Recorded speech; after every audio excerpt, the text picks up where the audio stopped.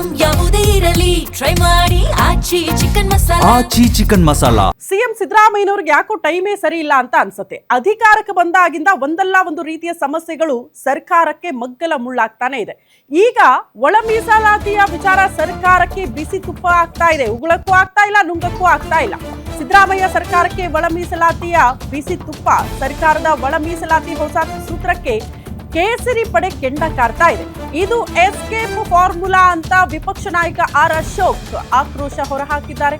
ಸಮುದಾಯಗಳನ್ನ ಒಡೆಯೋದಕ್ಕೆ ಚುನಾವಣೆಗಾಗಿ ಈ ನಾಟಕ ಆಡ್ತಾ ಇದೆ ಸರ್ಕಾರ.